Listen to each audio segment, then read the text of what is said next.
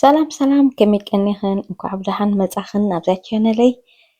መገሻታት ስለ ዝነበርኒ ጠፊአክን የቕሬታ ብጣዕሚ የቕሬታ ከም ዝትሪእዮ ዘለኽን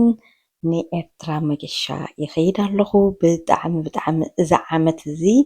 በቃ ዝተሓጎስኩሉ ዓመት እዩ ብጣዕሚ ምስ ስድራይ ዝተራኸብኩሉ ድሕሪ 9 ዓመት ምስ ስድራይ ተራኺበ ብጣዕሚ ሕጉስቲ እየ ከምዚ ኣነ ረኺበዮ ዘለኹ እቲአን ስድራኽን ዘይረኸብኩኖም እቲአን ስድራኽን ክሳብ ሕጂ ዘይተራኸብኩም እግዚኣብሔር ባዕሉ ከምዚ ናተይ ይፍጠረልክን እየ ክብለክን ዝደሊ ብጣዕሚ በቃ ሕጉስቲ ከምዚ ኸማይ ከዓ ይፍጠረልክን እቲአን ስድራኽን ነዊሕ ዓመታት ከይረኣኽን ዘለኽን እግዚኣብሔር ባዕሉ ስደትና ይሕፅረና እዩ ዝበሃል ምስ ስድራና ዝራኸበና ማለት እዩ እዋይ መንገደይ ብጣዕሚ ነዊሕ እዩ ነይሩ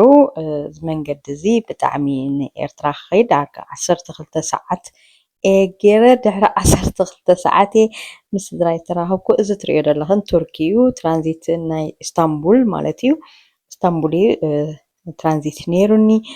ሕጂ በቃ እንታይ ክብለክን የቕሬታ ጠፊአክን መገሻታት ብጣዕሚ እዩ ከቢድ ብዙሕ ሰብ ኤርትራውያን ትሪእዮ ዘለኽን ኤርትራውያን ምሳይ ብዙሕ ተሰቒለን ብዙሓት በቃ ማራይና ተሓጒሰ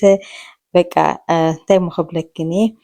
ሕጂ ንትራንዚት ነይሩኒ ናይ ቱርክ ማለት እዩ ሕጂ ንድይብ ኣለና ብድሕሪኡ ዓድና ክንበፅሕ ኢና ማለት እዩ ድሕሪ 12 ሰዓት ምስ ስድራይ ተራኺበ ተመስገን ኣምላኸይ ከምዚ ኸማይ ንዓኻትክን ከዓ ይፍጠረልክን እትዮም ስድራኹም ነዊሕ ዓመታት ከይረኣኹም ዝፀናሕኩም ዓይኒ ብዓይኒ ንዓኻትኩም ከዓ ከምዚ ናተይ ከዓ ይፍጠረልኩም ብድሕሪኡ 24 ጉንበት ኣውየ የሕሊፈዮ በዓል ናፅነት ማለት እዩ ብጣዕሚ ሕጉስ መዓልቲ እየ የሕሊፈዮ እቲ ቪድዮታት ዝቐዳሕክዎ ቅድሚ ዝኮ ዘርጊሐልክን ኣለኹ ሕጂ ከዓ በብቲ ዝወዓልክዎ እቲ ዝነበርክዎ ኩሉ ክዘርግሓልክን እየ ማለት እዩ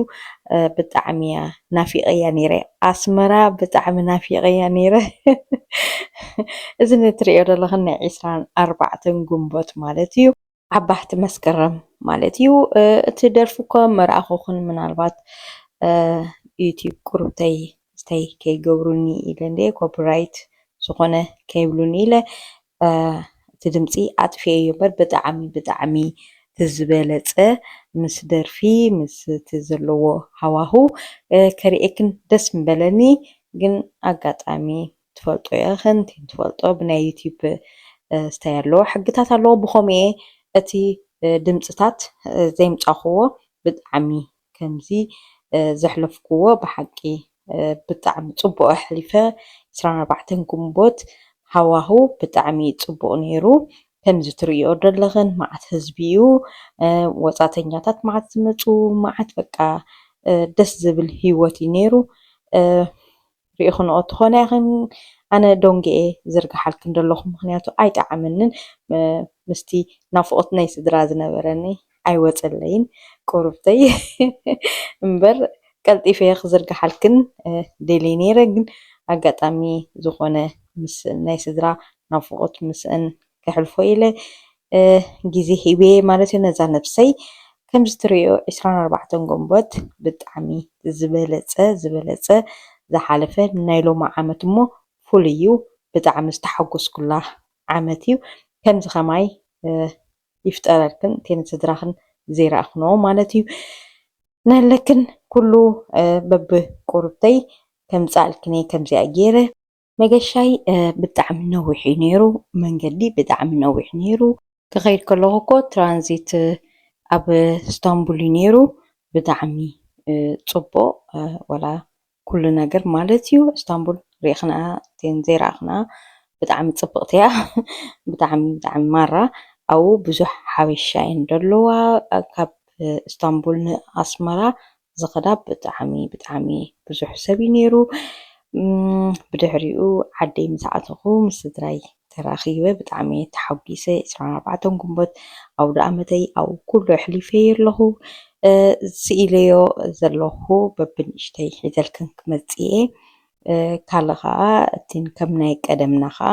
ናይ ገፅ ስክራብ ይኹን ማስክ ይኹን ሒዘልክን ክቐርብ ንፀጉርኽን ከዓ ስክራብ ይኹን ሒዘልክን ክመጽእ ማለት እዩ ኩሉ ኣይረሳዕኹዎን ቆርብተይ ድኻም ናይ መገሻታት ከም ዝትፈልጦ ድኻም ስለ ዘሎ ክዕርፍ ኢለ ነፍሰይ ሓንሳብ ክረጋጋእ ኢለ ብካልእ እኮ ሒዘልክን ክቐርብ ሕጂ እዚ ትሪኦ ዘለኽን ኣብታ ጓል ኣንክረ ትደርፍ ኣላ ኣበይ ሞ ደስ ምበለኒ ከምዚኣ ገይረ ድምፂ ዘለዋ ተዝርጋሓልክን ብጣዕሚ ብጣዕሚ ማራ ጥዕም ነይሩ ሃዋህው 24 ጎቦት ኣብ ኣስመራ ማለት እዩ ዘሕለፍክዎ ብጣዕሚ ጽቡቕ ኣሕሊፈዮ ከምዚ ኸማይ